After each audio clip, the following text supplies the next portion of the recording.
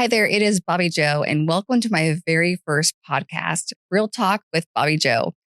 I'd like to give a huge shout out and thank you to the Old Cannery Furniture Store. It's in downtown Sumner and partly in Puyallup because it's so big. But I would like to tell them thank you so very much for offering for me to use their space to try out our podcast. So thank you so much, Old Cannery. If anyone's looking for any new furniture or want to refresh in a room, the Old Cannery is definitely a place you want to start looking. Today, I have a guest with me. Her name is Traci Skinner. She's one of my preferred lenders, and I was going to just run through some lending questions with her and just help you walk through the process of what it looks like to get a home loan. When someone reaches out to me and they're wanting to buy a house, the first question I ask them is, have they been pre-approved? The first thing, before we kind of bombard them with a lot of factual questions and a lot of that boring stuff, I kind of just talk a little bit and find out a little bit about them and kind of what they're thinking about. And when we kind of start talking about first steps, there's some people like to do everything by text and email. Some people want to see the whites of my eyeballs, and some people want to just do it over the phone. So we kind of figure out, what's the best way for them to get started that way. And after we decide which way they want to proceed, then really after our first initial kind of get to know you conversation, that's where we kind of get into what I tell them is this is kind of the boring part of it, where we have to kind of collect data and fact check and do all that kind of stuff. So we send them what we call a welcome email, and we try and make it as Fisher Price easy as possible. Just, 1, 2, 3. Just click this link to apply. Unless we're doing it face to face in person, that's different. But a lot of people like to do the online application, even if we're going to meet face to face, because then I'll have all of my information ready when we sit down to talk together. So the first bullet point is usually click this link to apply online. And then the second one is gather the financial documents listed below. And then there's a secure link where they can click on and just drag and drop their financials.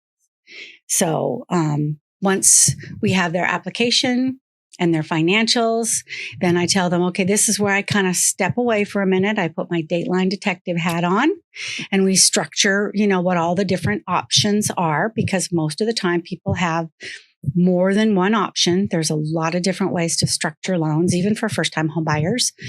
And then that's when we kind of circle back around and sit down and talk about the different options and kind of the pros and cons of them, and talk about the differences and really kind of try to give them a feel for what the rate versus the monthly payment versus the cash to close and what all that stuff looks like. We really try and challenge people to not get super rate focused and to kind of shut out the noise of all the people around them that try and give them unsolicited advice about, what they're supposed to do and who they're supposed to talk to and what they should be, and just kind of really focus on what is settling well with them. Right. And then once we have it narrowed down to a few different programs, that's when the fun part starts. And we loop you back in and we go, okay, here's our sort of parameters. And then once they start kind of seeing properties from you, then they'll send those to me, even if they're not going to tour, even if they're not going to make an offer, even if it isn't the perfect property, if it's in their general geographic area and in their general price range, we like to do side-by-side estimates of the different options because they don't always know right away which option is best for them. And when they're looking at the estimates side by side, I tell them, and we've seen this over and over and over, where the right answer for them just kind of naturally bubbles its way to the surface, right? For sure. Like we'll have, very recently, we had some buyers that were looking at down payment assistance versus not down payment assistance. They had their own money and they could very easily come in with their own down payment and get about 0.5% better in interest rate. Well, after about, I don't know, maybe they looked at 6, 7, 8 estimates. They finally emailed and said, you can from here on out, just send us estimates for the down payment assistance. They just knew. They were like, we know they're more sensitive about keeping their money in the bank than the interest rate and maybe a slightly higher monthly payment. And they didn't know that at first. At first, they probably were like, I want the lowest rate. That's what everybody walks in the door saying at first is I want the lowest rate. And sometimes that is where we land, but sometimes it also isn't where we land. And the only way to get there is by continuously exposing to estimates and the difference in houses. I mean, property taxes are going to be different for every house. Some houses have homeowners association dues and other ones don't. Different property types have different interest rates as well. If we're looking at a manufactured home or a condo or a single family residence. So that's kind of the, from first meeting to shopping, that's kind of the process. So when you send in the application or they go online to fill out the initial application, what are some things that they can expect to answer in that application process? That's a great question. So I tell people, because they get a little intimidated, they feel like they might break it or, what if I put the wrong information in there and they really can't break it up front. I tell them this is just to get a digital footprint started. What we really want in the application is name, address, date of birth, social security number, address, current address. Then we're going to want a 2-year residence history and a 2-year employment history. Basically, generally where your bank accounts are at, and what investments and retirement accounts you might have. That's really pretty much it. There's some declaration questions. But I've had people that, if they make $90,000 a year, sometimes they'll put $90,000 a month on accident, right? Or they'll put, it's honestly, once it's submitted to me, I will then get on the phone with them and go through it line by line just to kind of verify everything anyway. But everything up front is preliminary and constantly changing. And it also asks them, what address you're buying. Well, of course, we don't know that right now. Mm-hmm. How much do you want to borrow? We don't know that right now. We don't know the rate. We don't know the program type. There's a lot of things in there that I tell people, if you're not sure, skip it. We're just looking for the meat, right, in the upfront application. And then just fine tuning the details over after that. And I have a lot of times people will ask me, I'm going to be ready to buy, I'm looking to buy maybe next September. So, it's way too early for me. And I always tell them this is a perfect time to connect with my lender, because if there's any issues or things we need to work on, we have plenty of time now to work on it or to put you in the best strategy to have the most buying power. Yeah. Well, and we now have this really cool feature, and this has just recently come about, like in the last year, where we can do a soft credit pull and we get all 3 bureaus and it's not a hard hit. And can you explain the difference to that? Someone who doesn't understand between Sure. a hard and a soft? Yeah. Soft pull is just kind of it affects the credit differently, right? Mm-hmm. And when you do a soft pull, it doesn't actually alert all the bureaus. But when you do a hard pull, that is an actual inquiry that posts on your credit report. A soft pull is just a peek. And the hard pull is the actual throw the curtains back, right?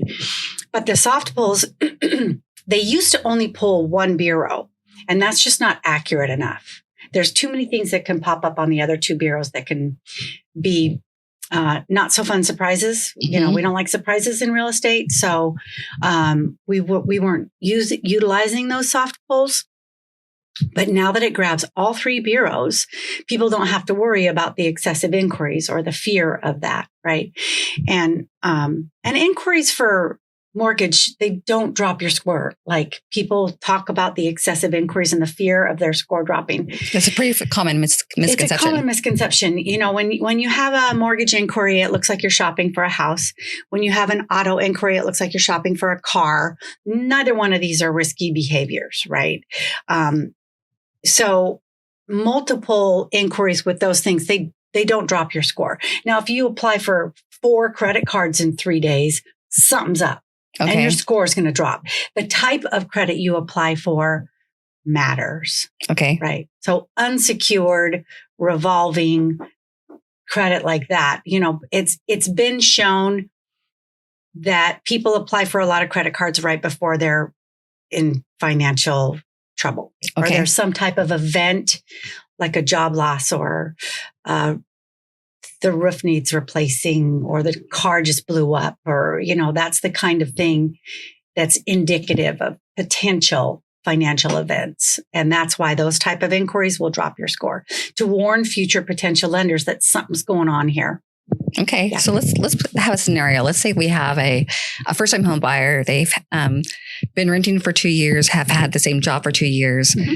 What would their minimum credit score need to be in order to apply for a home? I know they can apply at any rate, but at what point, what credit score are they thinking like, I'm ready to go apply for a house loan? Generally speaking, across the board, I'd say a 620 is where, the minimum for most loan programs that you'd need to be. But there's a lot of latitude with manual underwriting right now. And I would, especially for people that are in the challenged credit scores, I would not want them to wait, because coming back from challenged credit by yourself without any direction from professional assistance is really, really, really hard. Speaking from personal, experience, not having any guidance with regard to credit at a very young age and, kind of messing things up and then fixing it later. I like to help people, when they're in those types of situations. So getting together with somebody and not being ashamed or embarrassed about that is really important. Oh, for sure. I think in that category, you're my preferred lender because one, you make people feel comfortable, which I appreciate. Thank you. Mm-hmm. But also I always will tell people like, don't go and search for a credit repair company online. Like, please call my lender and she'll put you in contact with someone who mm-hmm. is reputable because there's a lot of scams out there, right? That will just take your money, but they don't actually fix your credit. Right. There's a lot of places that they just do spray and pray letters, right? They have form letters and they'll take your money monthly and they'll hope for the best and just throw out these letters. What a lot of the generic credit repair companies will have people do is they'll recommend that people, if they have any kind of derogatory event on their credit report, they'll recommend that they just call the bureaus and dispute that particular account. But it works temporarily and people see their score go up right away. And the reason is because it basically hides it from the credit scoring mechanism. It makes it invisible. So it's just like I said, like you throw it in the corner and you kind of hide it, but it's not seeing it. It's not recognizing it. So there's different rules around having disputed accounts, but generally speaking, you can't just ignore a derogatory event. Now, there are other rules now to where if that account has a zero balance, we can leave it in a dispute status. But a lot of times these are bigger ones like collections, medical collections, or different type of charge off or collection accounts. And if it's several $1,000s and these people don't have the financial ability to pay it to a zero balance, then we have to take it out of dispute status, which immediately drops their score. So that recommendation from your standard generic general credit repair company is not necessarily sound advice. It's a temporary fix, makes people feel like their score's going up.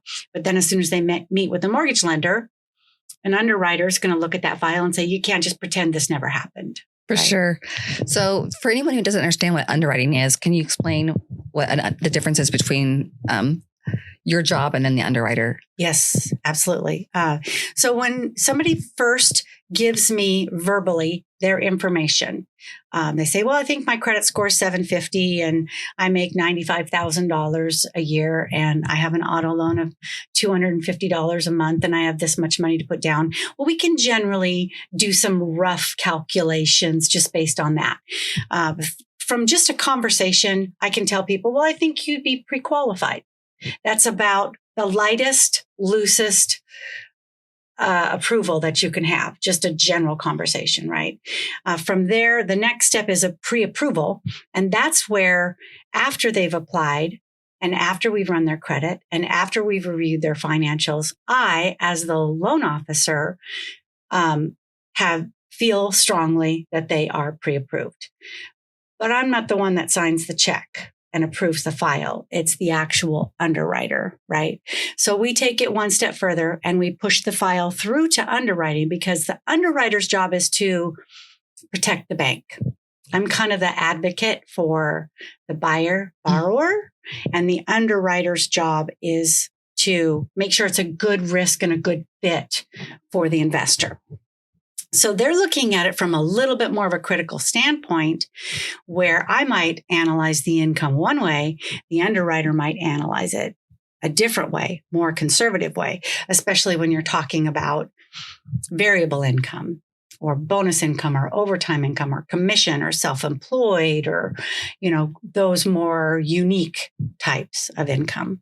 For someone who has child support, I know we've ran into that several times, and yes, the child support actually counts as their income. Right. And people will come in and go, I make $100,000 a year. Well, 20,000 of that's child support.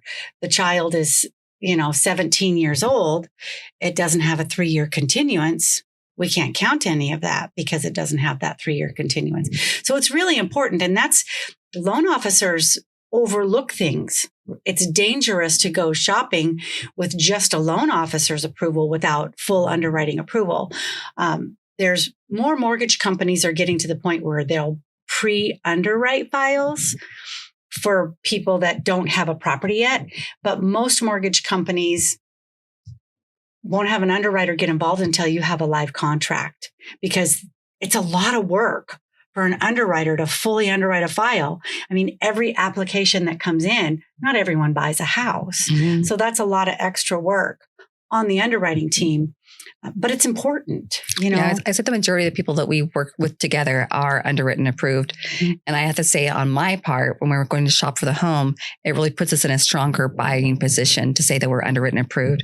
For one, we can close a little bit earlier because we have already done a lot of that legwork up front. Mm-hmm. And then also we can be out shopping with more confidence, knowing that, there's not going to be that surprise because the underwriter has looked at the file already. Well, I know there's been times that where we're competing with other buyers and we haven't been the highest, but we for sure have been the strongest. And plus with your negotiation skills and full underwriting approval, that's really given us some bargaining power, because the last thing a seller wants is a sale fail. That's sure. Horrible for them. So, the listing agents and the sellers, they really like those full underwriting approvals. And it's nice as the real estate agent too, to go into a contract with confidence. Like when my client writes the offer, I'm confident we're going to be able to achieve this because one, we had you look at the numbers beforehand. So I know my client is going to be comfortable with the payments and they're fully aware of what it's going to be. And I know that they have gone through underwriting majority of the time. And so I know that, this is a slam dunk, because if you like the house and we win the contract, meaning that they accept our offer, it's like, the rest of it's smooth sailing from here. Yep. So that's a really comfortable position to be in too, as a buyer. Like the most stressful part is just getting the contract accepted. But once we're there, it was like, oh, I can rest now because I know Traci has it. Yeah. It's a really comfortable position to be in. Yeah. And then also I have to say that I appreciate that you always call the other realtor. So I may tell you that we put an offer in. I appreciate that you call and you help sell my client, let them know how qualified they are. I think that's a strong tool to have. Sure. Absolutely. So let's go back to the first-time home buyer. Say we're sensitive and we do not have a whole lot of down payment, but we have a good job. We have good income. We have a good history. Our bank statements all match up. Everything's looking good. And what would be some recommendations to you if I don't have, say I only have a couple $1,000s saved for down payment, but I really need to get out of this rental because the rent's going up. What would be some options you would have for me? There's a lot. And people sometimes don't realize that we can actually even sell an asset for things that you have around the house. We had one buyer that had some wheels in his backyard that ended up being worth $4,000. Holy Hannah. Yeah. So that was an interesting one. A gift, you can get a gift from a family member or a close friend. Employers can sometimes help out with gifts. There's the down payment assistance program, and there's a wide variety of programs within the down payment assistance program. And you don't necessarily have to be a first-time home buyer to use the down payment assistance program. And you don't necessarily have to not own another home. You can own one other piece of real estate and still use the down payment assistance program. That's pretty cool. I didn't know that. Yeah. So we had one person that when they were selling their house, they had enough equity to put a down payment on the next one, but they used down payment assistance for their first home purchase, and they liked it so much they wanted to do it again. They kept their equity, their $25,000 or whatever they had gotten out of the sale of their home, and used down payment assistance again for the next home. Wonderful. So, yeah. And there are some down payment assistance programs that are a gift or a grant that you don't pay back. And some of them have nice, really low interest rates. Those ones they have some pretty tight income restrictions, or if you have a disabled family member, or there's some BA ones. There's some different ones that have really low interest rates that are a little bit more restrictive, that require that you count the entire household income. But the big ones, the major ones that we use most of the time, we don't necessarily have to include the entire household income. So for example, if the income restriction is, I think for down payment assistance now it's $180,000. If we've got one spouse that makes $150,000 and another spouse that makes $75,000. So technically we would be over those income limits. If we qualify with just the $150,000, then I don't need to even include employment or income for the second spouse. And I can still have them on the application. I just don't need to count. It's qualifying income, not necessarily household income. Nice. So we can be creative there as well to fall within it. Most of those programs are a trade-off of a slightly higher than market interest rate for the down payment assistance. And those ones you do repay, but they're 0% interest, no monthly payment. It just kind of sits as a loan on your home. And when you either refinance or sell, you pay back the exact same amount you borrowed. It's the cheapest money you'll ever borrow. Wow. Yeah. Is that a government backed loan then? It's a Washington State Housing Finance Commission. So they're bonds that they're funded by different investors. Okay. And they've been around for longer than I've been in the industry. So for longer than 20 years. So only one time in my career did they ever run out of funds. Okay. And that was during the market meltdown times when things were really hairy, scary for a couple of years there. So there was a lot of weird stuff going on. That wasn't unusual during that time. But again, sometimes when we have people put those programs side by side, a higher interest rate versus a lower interest rate with them coming in with their own money, it's attractive to not have to write a big giant check at closing. And sometimes if we have somebody with no money, they don't have any money for down payment or closing costs, then we put them in with the down payment assistance program and we say, hey, Bobby Joe, the only way we're going to be able to do this is if we negotiate a seller credit, which is additionally challenging for you because but we make it happen. We make it happen. Mm-hmm. We just got to find the right property, the right circumstances, the right seller. And it's a little harder, but it can be done. That's why I always feel like if there's a will, there's a way. It's like, and the first step to finding the way is getting pre-qualified. And then the next step is find the property. But yes, it's an exciting but stressful process. I feel like when you have the right people behind you, I feel like we take a lot of the stress out of it for them. Yes. And I think the whole thing too is like just really informing the people through the process. And so it sounds really scary to get pre-qualified. I feel like anyone who's remotely thinking about buying a home, I would encourage you to reach out to me and ask me for my lender's information. And it would be great to put them in contact with you to find out if it's a process. But if you have, I feel like in our area, the rent is so expensive right now. Yeah. And when you look at what the rent is, and neighbor it to what the house payment would be. I feel like in some scenarios, it's almost cheaper to own a home, or you might need a roommate for a while. Like, that's what I told my son. Let's use Austin for a little bit for an example. That's a great example. Yeah. So Austin, our son, he recently graduated from college, and I was just going to share a quick trick with people that we had added him to our credit card because he's never had a credit. He does have a bank account, but he never has ever had credit. We always had taught him, pay with cash. And he also likes to keep his cash in the bank, in his safe. We call that mattress money.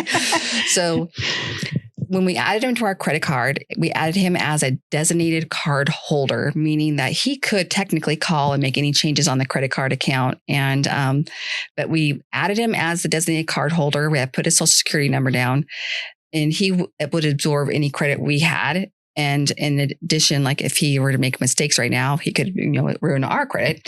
But when we did this, he absorbed our credit score and our credit history. And I remember you saying to me, everything looks great, except for Austin's had an over 800 credit score since he was 25 or since he was 5. Since he was 5. He was born in 2000 and this account was open in 2005. I was like, there's no way an underwriter is going to say, he's 5. How is this his credit? But this is one of those scenarios where conventional financing, and if you run it through the automated underwriting system, right? That's the electronic approval.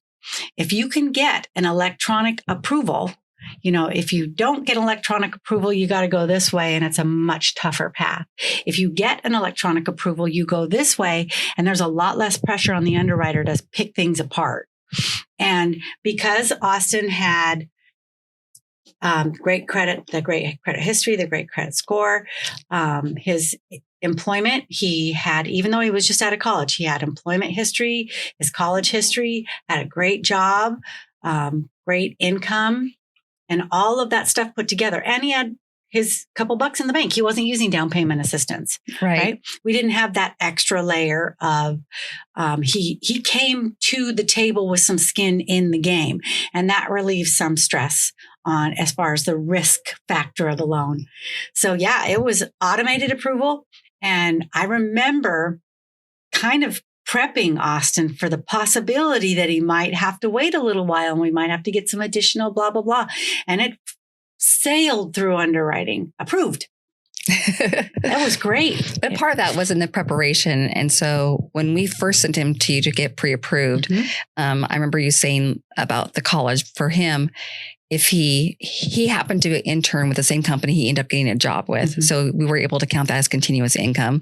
But in a situation, say we have a nurse and she is going to nursing school and gets out and gets a nursing job.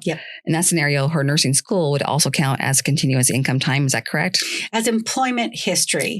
So some people think I just graduated, I need 2 years work before I can qualify to buy a house. Not necessarily true, because if you have employment that relates to what you were going to college for, even if it's loosely related, right? Like a business degree and you're doing anything, then that's, related to business.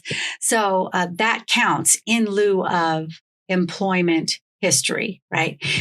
Where the lender wants you to be seasoned on a job, it's if you're self-employed, then of course you need some more season history to see what's going to be stable and consistent going forward. If you have any type of variable factors to your income, if your hours are varying, if your hourly wage is varying, sometimes people get prevailing wage, or nurses is a good example.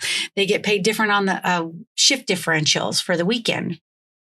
Those kinds of things sometimes do need more of a history so that an underwriter can determine what's going to be stable and consistent going forward. But yeah, the college time spent counts as in lieu of employment history. And a lot of people don't understand. They sit back and wait and lose market time because they're thinking they have to be 2 years in their field first. For sure. Yeah. That's where a misconception comes to. Like when people ask me, when is the right time to buy? My feeling is always like now, if you've been pre-approved now, because even in our worst economy, our worst years, we still appreciate it by 3%. And if you're renting somewhere, you're gaining nothing. So in our worst market, you gain 3%. And what that means for someone on the sidelines, each year you wait, the houses are going up a minimum of 3% each year. Mm-hmm. And then I know you have another perspective on this. Yeah. Yeah. When people ask me, over the years, that's a common question. When's a good time to buy? For me, I just tell them when you can and when you find the right house, mm-hmm. right? And some people, a lot of our first-time home buyers don't remember the market meltdown. But some people that remember the market meltdown and have a little bit of fear still associated with what happens if that happens again. My advice to people there is find a home that you can wait it out. If that happens again, we're purchasing our home for shelter and comfort, and hopefully it'll turn an investment for us, right? But even the people in 06 and 07 and 08, when market values were plummeting and dropping, and there was foreclosures and defaults, and there was all that stuff going on, the people that waited it out were handsomely rewarded when the market started bouncing back in 12 and 13. Look at what happened in 14, 15, 16, mm-hmm. all the way through 2021. I think it was when there was a lineup of 10, 15 people deep for every house. For sure. So many offers. So if the people that had a problem were the people that were relocating or divorcing or had to sell, or lost their jobs or whatever the case may be. But if it came back every time and people achieved a ton of equity after the market bounced back. I agree. I would say that when you're talking about the selling part during a down market, is like when we're in a down market, I feel like the rental need gets higher because mm-hmm. more people are leaving the homeownership but they're needing rentals. And most of these people have great income or great jobs. So they just couldn't afford that house or that loan they were in. And so my advice to you would be, if you were a person who's like, the housing market's horrible right now, but I need to sell, I would encourage you not to sell. Let's mm-hmm. hold on. Let's not sell our stock while it's down. Right. Let's hold on until it's back up. And, I can help guide you to rent this home out for a while. Mm-hmm. Obviously some situations you absolutely have to sell mm-hmm. it. I mean, I understand that too, but if it's possible, I always would encourage you to rent it and let's hold on until the market's up. But back to the lending perspective though, when someone comes to you and is applying for a loan, how long does it take for them to usually get pre-qualified? So say that, all my ducks are in a row. Mm-hmm. I'm just trying to get qualified for a home. I found something I liked. How long should I expect this process to take? We've done it as quick as in just a couple of hours, and having people, excuse me, out there, shopping. We had those little VA people. They met me at my office that morning and they were out shopping that afternoon because they had all their paperwork. Everything was all in line. And so it can be really as quick as a couple hours or 24 hours. And sometimes it can be as long as a couple of weeks, just depending on the complexity of the income. If there's a lot of employers in the last couple of years, sometimes we have to chase down former employers to get employment verifications. So that's another reason why we kind of want to get all that boring, stressful stuff done up front so we can focus on, the fun stuff after that. But yeah, that's a great question because I get asked that a lot. How long does it take? And it really totally depends. That's why I like to send people to you earlier, because I want them to make sure they have plenty of time to get all that figured out before we're shopping for homes. Mm-hmm. It's like, I always also don't like to put the horse before the cart, meaning, if you're shopping for homes first, I don't want you to be shopping for houses that are out of our realm, or maybe we're shopping too low, or right now with interest rates being so high, it really does affect the affordability of the price of a home. So, and especially with first time home buyers, I always say, like, if we can find something a little bit ugly or a little bit stinky, is awesome, because not everyone's going to put an offer on it. And those things are easy to fix, especially when they're cosmetic. So if we find a house that's in a nice neighborhood and you walk in and it smells like indoor dog urine, my radar is going off like, this is the great one. Like, this is perfect for us. Yeah, everyone else is going to be passing on it. And those are the ones more likely we can get the seller to pay some concessions, meaning help pay for those closing costs and less money out of pocket. So when I see those ones, I'm like, I'm excited. So I think that's where my specialty is helping, people figure out like what might be too much or too little. Like my very first house, we now affectionately refer to as the goat shed because it was so tiny. And, but at that time it was the greatest piece of earth going for me. I just loved it. But it was small. It was not in the greatest neighborhood, but 5 years later, I walked away with a check for $25,000 that I put down on my next house. And, that's the American dream right there. When we found Austin's house, it was a beautiful Rambler, which is a 1-story house. We had a lot of moss on the roof. And then when we opened the door, it was horrible smell of dog urine. But when we saw that for us, my husband and I went on the tour with Austin, and we're like, money, bingo, money. I think he paid $475, and I think it appraised for $550, didn't it? Yep. And crazy. I mean, instant equity like that, just because it didn't have street appeal. Yep. I mean, yeah, yeah. So he did have to put a new roof on right away. So we just did the roof recently, but it's amazing. Like I'm so excited for him. My hope is that he'll always will hang on to the house and he'll pull the equity out to buy his next house, but he'll keep it as a rental. But children don't always listen to their parents, so we'll see what he decides to do, because it is his to do it with it. So I'm excited for him to have the opportunity. Yeah. And going back to that about home ownership, I mean, home ownership is the path to financial freedom, and when you leverage yourself right and you're working with the right lenders, it's not always, you don't always have to sell that property you have in order to move on to the next property. There's different avenues. And sometimes I'll go to listing appointments with people and I'm listening to their story and I'm like, are you sure you want to sell? Like, I think that it might be a potential to hang on to this one, but I'll send them to you and I'll have them talk to you about it, the aspect of, renting versus selling it.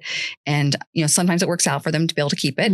And sometimes it's better that they sell it and go with a plan B. Yeah. I love your honesty with our clients. And I love that you'll look at that aspect for them too. Yeah. And for me as a real estate agent, when I go to a listing appointment, I don't know very many other real estate agents who would talk someone out of selling their house, but it's not what's best for me. I mean, for me, and I'll tell them that, like, for me, I'll make more money if I sell this house and help you buy another one, because I'll be earning 2 commissions, but it's not in their best interest, if that's if they're wanting to get rentals. So that's a great example of just doing the right thing by people.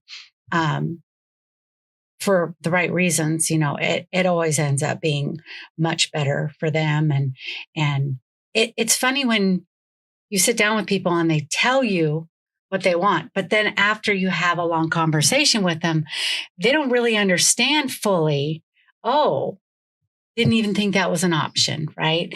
Talking it all the way through and how you can kind of unlock some of their hidden desires or some of the things that they hadn't even considered as a possible. I just thought I had to sell my house. For sure. Didn't even know that was an option, of retaining this one, using down payment assistance to buy that one. Who knew that down payment assistance allowed you to not only not be a first time home buyer, but own another piece of real estate? For sure. Well, I didn't know that until today either. Right? Yeah, I've been in the game for a long time. I think the biggest part of buying a home is lining yourself with the right people. And, I count on my lenders a lot and my insurance people to make sure we're just making the process as smooth as possible for someone. But when I give someone to you, I'm counting on you to find the best product that fits their needs. And then when they come to me and they're pre-qualified and I know what their options, then it's my job to find the best house for that price or whatnot. And another misconception I feel people have is they feel that, if they're approved for, $675, they have to spend $675, and they'll get they'll see what the payments are and they'll get a little bit hesitant, and I'll be like, no. Like, we don't have to, but at least now we know you have that buying power. But if you're more comfortable in the 400s and you're comfortable with doing some renovations or buying something a little ugly, we can go to plan B. It's okay. Yeah. So it's just knowing their options, I think, is the biggest part. And yes. And you do such a great job putting people in those right categories. And I really do think we make a dream team. Yeah. Yes. And it's so important that's a fluid part of the process, because not just because getting contract to closing is important, but it just makes it a good experience, I think, for the client, and just knowing that all aspects of it are taken care of and it's a smoother process. And there's so much behind the scenes stuff that you and I do that they don't even know about. Like, they love this house, and then you and I go, what's the deal? What options do we have? Is there any chance we're going to get any seller credit? We'll kind of strategize a little bit so that I'm not presenting something to them that's not even reasonable or possible for that particular property. So in that regard, I can't understate the relationship, the lender-realtor relationship enough, and how beneficial that is for the buyer-borrower, right? Somebody that comes to me with some random realtor that I've never heard of because someone else referred, whatever. Those are kind of scary, actually, because we don't know each other. They don't know. I mean, I've had situations where all of a sudden I'll get a purchase and sale contract, and I didn't even issue a pre-approval letter. I'm like, where did this come from? How do you know the terms? How do you know what we need, or how long we need to close, or what, any of those types of things. So that fluid relationship is really important. Absolutely. Absolutely. I like too that you touched on the relationship aspect, because it is imperative to have good communication. And when you are talking to a realtor and are saying, I like you to get pre-approved with my with my partner, with my lender partner that I work with, when they have a relationship with their lender, it's wonderful, because I know I can call you on the weekends. I can call you late at nights. And if you're just calling a bank, they're not going to be answering the phone like that. For sure. Or I'll run into situations where my client may like something and it's a little bit outside the box of what we were thinking. And I'll call you and we'll hash it out, at 11 o'clock at night sometimes. But then in the morning, we're fresh and we're ready to go. And we're through some of those hiccups. Yeah. And when you have someone who has a really close relationship with someone, like, I don't call Traci all the time, super late at night. My husband does like to cut me off at night. Sometimes I call in the closet. Yeah. I'm on my watch. We have done that before, but yes. When you have a close relationship with someone and a good working relationship, then you can just work outside the normal aspects. For sure. I try not to bother you except for when it's really important. And well, we win deals like that. Yes. Right. Yes. And the other people competing for that house might be at a traditional bank. They can't get their pre-approval letter on the weekends. They can't find out, where's the rate today? What is my payment here? Because the payment's going to fluctuate based on the rate, based on the property taxes, based on the offer price, based on all that stuff. And that helps us to be able to move quickly. Because if you've got 3-4 people competing for the same house, right, having that underwriting approval, having the pre-approval letter at 8:48 on a Saturday night is sometimes the deal sealer. Yeah, it for sure is. And/or having you communicate with other realtor over the weekends too is pretty important. Mm-hmm. So I 100% appreciate that. So thank you so very much for being available for me. For sure. And I'm there for you too. Yes, for sure. But it does take a team atmosphere for sure. So if you are thinking about buying a home remotely or you have lender questions, please reach out to us. We would love to help you. And if you have some topics or maybe some questions you'd like to add or ask us, you can put it into the comments. We would love to get back to you and answer some further questions. But the moral of the story is, if you have a goal of owning a home, I would encourage you to reach out to a lender and do fill out the application. Even if it's like a 2-year goal, you can update the application, you can update things, but it's so much easier working toward a goal when you know what the goal is. Yes, there's no cost, there's no commitment. It's just kind of research up front, right? Yes. And if they never buy a house, that's fine too. Or if it's 2 or 3 years down the road, sometimes it's in 3 days they're under contract, and other times it's multiple years, and that's totally fine. Yes, and we've recently had some clients like that. I think it was maybe 2.5 years that they ended up purchasing that property. And the beautiful thing was that they only had to go in and update, and only had to give you like the most recent year of the W-2s and most recent pay stubs. Yep. But then we were out shopping, and then there were some people who found something very uncustomary, and then you did your deep dive private eye detective stuff, and we're challenging the VA. And we had to ask for an extension on closing, but we closed a transaction I never thought in a million years would be able to close. That was a fun one. That was a fun one. Yeah. But you did a lot of reading and research on that one. So thank you. Yes, you're welcome. And I just checked in on them.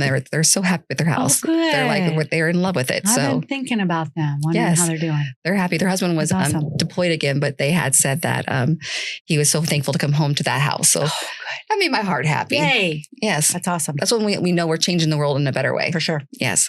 So again, if you have any questions about loans, or maybe you want to ask Traci a specific question, please do reach out and ask. And we are open to suggestions for more topics.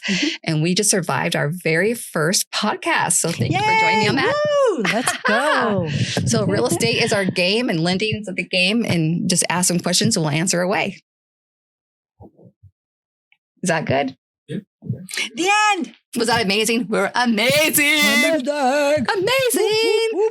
Let's go. Getting stuff done.